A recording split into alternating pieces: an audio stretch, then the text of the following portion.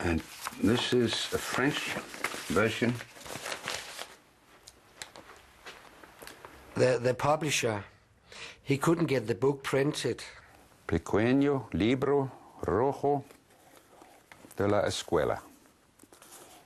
I think this is the Portuguese one. The factory and the workers at the factory, they said, we won't print this. It's dirty, it's rubbish, and we've never seen things like this, so we won't print it.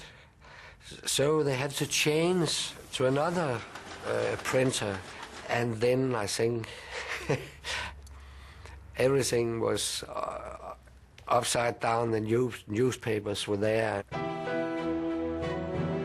Søren Hansen and his co-author Jesper Jensen have not met each other now for more than 36 years, ever since the publication of the book. But if they were not out to cause trouble, either here or around the world, looking back on it now, what did they actually intend?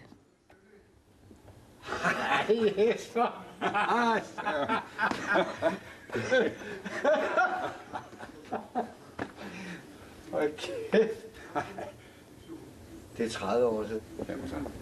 Er det ikke? Jo, det er lige der omkring. We wanted an understandable language.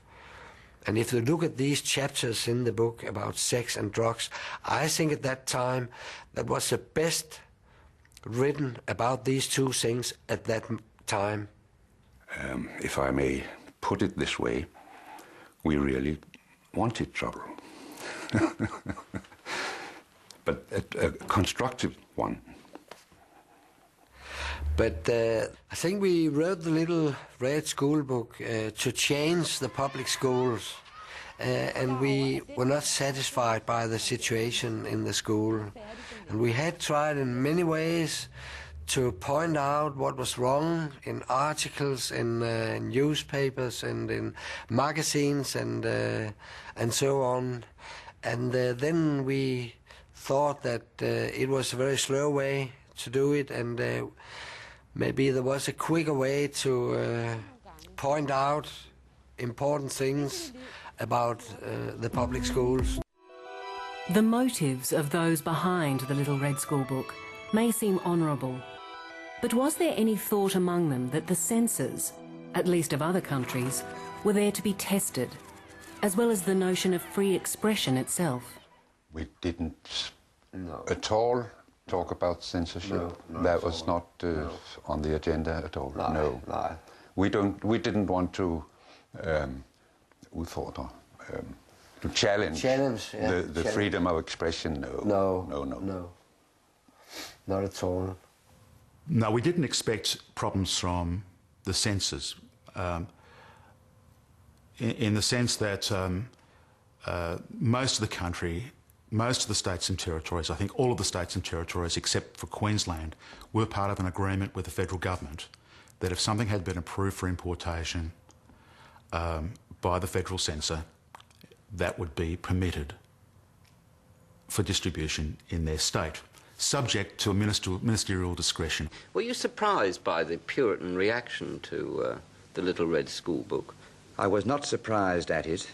In fact, I sweated 5 lonely weeks before I made my decision to release it. I released it for the reasons I've given, because I thought it was right. But we knew it was going to be, the battle would be joined very quickly when Queensland announced that it was going to ban the book immediately. So we were furiously printing copies of the book to get it out to as many places as possible before legislators had a chance to create new legislation following the Queensland lead. At one stage we had something like 350,000 copies of that book out of the printers and circulating somewhere in Australia. But as we were publishing, of course, we were then faced with an enormous amount of publicity and exposure. Megan, how many copies have you sold since the raid? Roughly 500. Have you had any more visits from the Vice Squad or the police at all? Only to deliver the summons for the court case next Thursday. And this was complicated by the fact that to people on the anti-censorship side of the debate, this became a cause. And causes take their own roads. The Little Red Schoolbook came along when we'd really been campaigning against censorship for a solid 2 years. And through those campaigns and through our explorations of sexuality, we also became aware how important it was to get basic information out to people. We ourselves had grown up, I'd grown up, knowing almost nothing about sexuality.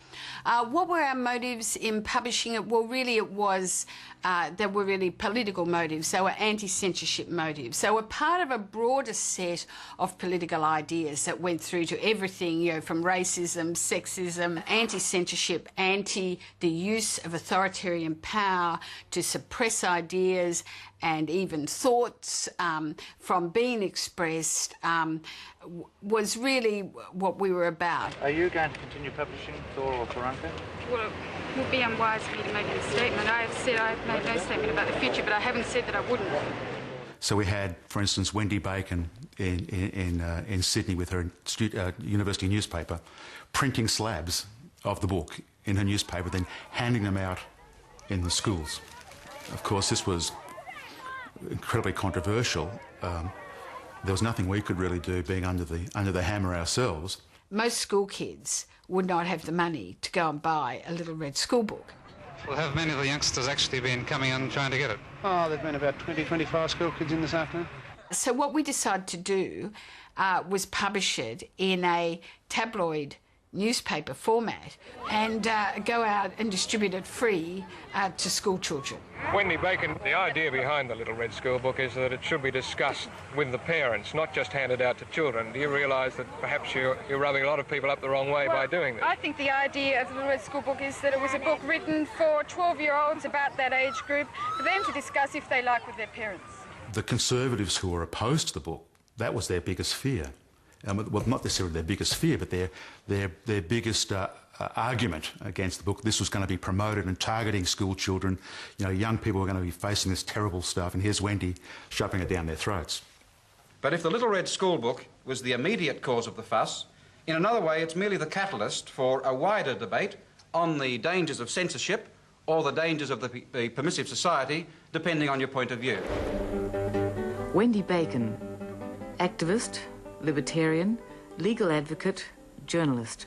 Oh, I think Wendy Bacon published Little Red Schoolbook in Sydney for every other reason that she did anything to draw attention to herself, to be on TV, to be photographed in the press. I mean, Wendy was about publicising Wendy, and you know, that would be her main motive as far as I know her. Wendy, for more than half your life, you've been a very public person, and you've always been prepared to support your beliefs with actions. Oh yes. What gave you that sort of courage and strength? What I really wanted to get across was the issue of censorship and why I had done what I did. The other reasons would be political. You know, we should be trying to liberate society from oppression and from the authoritarianism of the state, the church, our parents, etc. But basically, I think it was an attention-getting device, which certainly worked. The Little Red Schoolbook is a really anti-authoritarian piece of literature, which is one of the reasons why we liked it. It's a very simple statement of the fact that school kids should have rights. They should take control over their learning if they can. That is enormously threatening. It would be threatening now. We felt that publication of the Little Red Schoolbook was, in fact, a very liberating act.